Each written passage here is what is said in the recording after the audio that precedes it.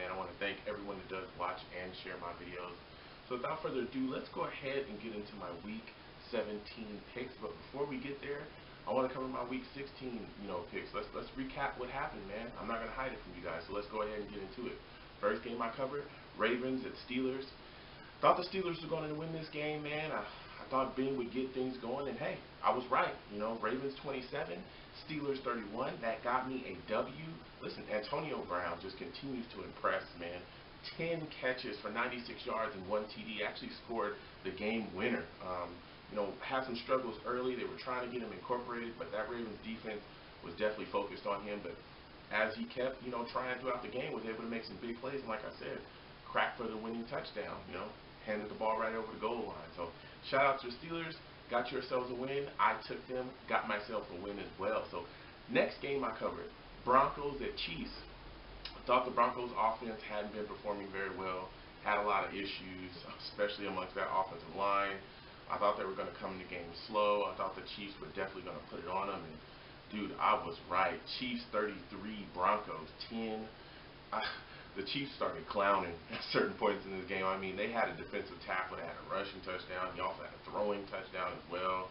It got kind of crazy there. It got a little chippy on the Broncos end as well. You never, like to see that type of beat down handed to you, but the Chiefs put it on him. Travis Kelce was a big part of that as well. 11 catches, 160 yards, and 1 TD. Shout out to the Chiefs. You got yourselves a win. That got me a win as well because I took them. And last but not least, the best game, which has turned into the crappiest game of the week, the Jets game, man. Listen, I took the Patriots in this game. I said they would beat us 41-3. I said they would beat us 40, to at least 7. I thought we'd at least score a touchdown. But I definitely thought that they would put it on us, and I was absolutely correct. Patriots 41, Jets 3. Took the Patriots in this game. That got me a W. The Jets look lifeless, man. Todd Bowles needs to be fired. I'll continue to say that to anyone that listens to me. He made a huge mistake before the half, calling a timeout with 46 seconds left. And the Patriots are pretty much conceding. They weren't going to try to keep driving the football down the field and score. We were helpless. Fitz is out there throwing interceptions. It was just bad. But that timeout before the half, for him to call that and then allow the Patriots to score off of that, it was just that was just a bonehead decision, and which goes in a pile of other bonehead decisions that he's made this year. It's just this whole act has gotten old. The defense just giving up plays, blown coverages. Special teams was terrible in this game as well. Block punts for touchdowns and missed field goals and penalties left and right. It's just this whole team needs to get blown up. Just blow it up and just fix it in the off season. But Tom Brady had a decent day, man. 17 to 27, 214 yards throwing the football. He also had 3 TDs. I mean, it was an easy day for him. It was an easy day. Pass rush wasn't getting to him. He had tons of time on most plays to throw the football. So let's go ahead and get into Week 17, man, because Week 16 I'm leaving that in the past. It's hard, but I'm moving forward. So first game I want to cover, Packers at Lions. The Lions, Stafford, that finger issue, he's been struggling with that. I know he's talked about it. He says he's not blaming it for a lot of, his inaccuracy out there on the football field, but that's got to definitely be part of it. They've got a young running back that's definitely coming about. Zinner, is his name. Dude, this guy looks solid out there. He definitely had some plays against Dallas. I'd like to see him develop as well within that system, because we all know though the Lions have had, especially when they had Calvin Johnson and all those other guys, they had a very solid throwing game, but the run game has always been lackluster there, and it's always been struggling. I don't think they've had a 1,000-yard rusher since Reggie Bush. And so they've got to find some type of way, to produce, in the ground game. And I think this young guy is definitely showing some flashes. So I want to see more out of him. Marvin Jones Jr., I need him to step up a little bit more. He started off fire, during the first part of the year, but he's kind of dwindled down. I don't know what's going on with that, but they've got to find ways to get him the football and make him effective as well. So that offense has got to heat up. The defense also in this game has got to put some type of pressure on Aaron Rodgers. So let me tell you something. the Packers are hot right now. Jordy Nelson is looking good. You know, they're coming back. They're getting healthy, and they're really starting to roll. So, you know, in this game, I think it's tough. It's tough for me to go against the Packers, so I won't do it, man. Aaron Rodgers he's looking good. He's looked good these past couple games. So I am taking the Packers to win this football game. The only thing I'm worried about is that you know, Lions front getting after Rodgers. But if they can, you know, put some protections together, and we all know that Aaron Rodgers is one of the best quarterbacks in the league, he can recognize the blitz and get guys blocked, man, it's going to be a long day out there. So I am taking the Packers to win that game. Next game I want to cover, Panthers at Bucks. Man, listen, the Bucks have a very slim chance of making the playoffs. Slim, they need a prayer and something else. But hey, they're still in the chase. You know, more than I could say for other teams in this league. The Panthers, though, man, Super Bowl hangover. Cam, that offense hasn't looked very good this year. One player that I'm really confused about what's going on with him and his usage within the offense, Kelvin Benjamin. This is a guy that, you know, coming back off that ACL tear, I said, listen, if they would have had Kelvin, they would have definitely, you know, have dominated that year and probably would have won the Super Bowl. And I'm just sitting back and I'm looking at how the way that they're using him this year, and I'm saying, what is going on? You know, we see that he's frustrated with his number not being called as much as he feels it should be called offensively.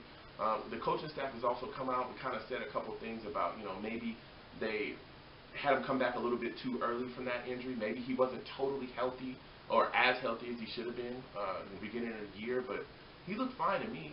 There's been times in the red zone where he's not on the field, and that just blows my mind when I watch the Panthers, because it's like, dude, Kelvin is like 90 feet tall. Like, why is he not there when you guys are throwing to the end zone, a fade route or something just his way?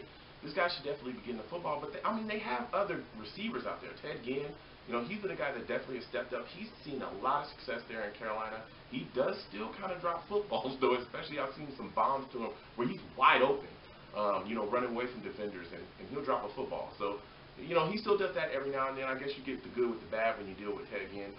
Philly Brown has also been a guy that has stepped up for them. Greg Olsen is always a target out there. He's a great tight end, one of the best tight ends in the league. A lot of people consider him the best tight end in the league. You know, it depends on, you know, what you like. But he definitely is amongst some of the best tight ends in the league, in my opinion.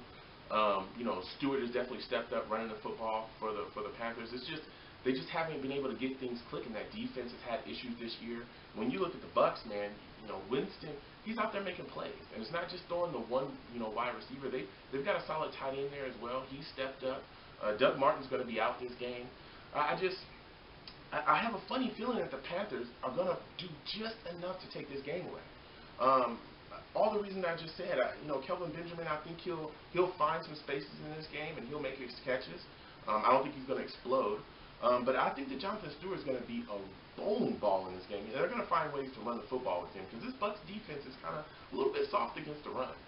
So with that said, I am taking the Carolina Panthers to win this game. I know the Bucs have a slim playoff chance, but you know, they got a lot of things to fall their way just for them to make the playoffs. But I don't think they take that game at all. So I think Cam and those boys go in there and they beat the Bucs. Again, I am taking the Panthers to win that game. And last but not least, guys, my favorite game, your favorite game, our favorite game, the Jets game. Bills at Jets. Well. You know, this team is terrible. Both teams are terrible. To be absolutely honest with you, the Bills just fired Rex Ryan. You know, Rob Ryan is gone as well. They're benching Tyrod Taylor. He's got a clause in his contract that if he ends the season on IR, they'll owe him a bunch of money. So they don't even want that, you know, to ever happen. They don't even want it to come close to happen. So they're sitting him on the bench. There's been a lot of speculation that that's why they, along with other things, you know, the defense not playing well this year. But one of the main reasons is they wanted to bench Rex Ryan was to ensure that Tyrod Taylor would not see the field in this game. So they're going to be starting E.J. Manuel. The Jets, terrible. Just absolutely terrible on the Jets side. I mean, we're playing like trash. Matt Forte's on IR. Steve McClendon's not going to be playing. So, you know, these teams are terrible. Both of them. You know, Fitz is going to be playing. It's just a mess. Like, everything is a mess. It's so hard for me to even talk about this game because I just want the season to end. I want the season to end today, and I want the Jets to go into the offseason and just fix the entire situation. Just fix the franchise. Clean house, get rid of Todd Bowles, get rid of Chan Gailey, get rid of Casey Rogers, get rid of our special teams coordinator as well, and find someone that can make some type of sense of what's going on here. You know, we also need to get rid of players. Muhammad Wilkerson gone, Revis gone. You know, David Harris is going to be along one of those guys. Gilchrist needs to be gone. There's so many guys. Fitz is already gone. Like, there shouldn't even be a thought of bringing him back. But in case anyone out there is thinking he should be gone too, he's the main guy that needs to be out of here. You know, Sheldon Richardson needs to be traded for whatever we can get him, whatever we can get for him at this point. You know, there's just a lot of changes that need to be made. But getting back to this game, it's crazy. You know, a lot of Jets fans especially want to see the Jets lose this game because it would give us, you know, a higher draft pick in the first round. You know, it's crazy, but I think the Jets find some way to win this game because I think E.J. Manuel is that bad. I really do. I can see them running the football with McCoy. He's a guy that's going to, you know, get around. He's shifty, speedy. I mean, that guy can make crazy plays. He is crazy fast as well. I know the defense is going to give up on the run time to time because we've done that all year. You know, other running backs have slashed us. Carlos Hyde, Jay Ajayi. I mean, the names, the list just goes on and on of running backs that have gotten off against us. You know, but I think if they can corral that and force E.J. Manuel to throw the football, I don't know. I think the Jets find a way to win this game. You know, I just think we'll fall into it. And I just got a feeling. So I'm going to take the Jets to win this game. I'm not super confident. If we do get beat or even blown out, if Fitz comes out there and throws tons of interceptions, I wouldn't be surprised at all. But for some reason, I have a funny feeling that we're going to win this game. I just do. But either way, you know, we need to clean this up this season. In the off season this year, we need to clean it up. There's a lot of things that need to be changed about this team. So, with that said, again, I am taking the New York Jets to win this game. Man, so comment down below, guys. Please comment, rate, subscribe, guys. Comment, rate, subscribe, like the videos. Let me know what you guys think down below. What do you think about your team? What do you think about your fates coming up? You know, how do you feel about your team's playoff chances if they are still in the chase? How do you feel about your team's you know, moving forward? What do you think about your off seasons? What do need to be addressed? Hey, hit the comments down below, guys, and let me know. Also, have a happy New Year's, guys. Enjoy yourselves. Be safe out there. Have a good time with your families. If you're not, you're going out partying, you know, watch out what's going on there. A lot of people get crazy around this time. So be safe out there yet again. With all that said, guys, have a great day. Peace.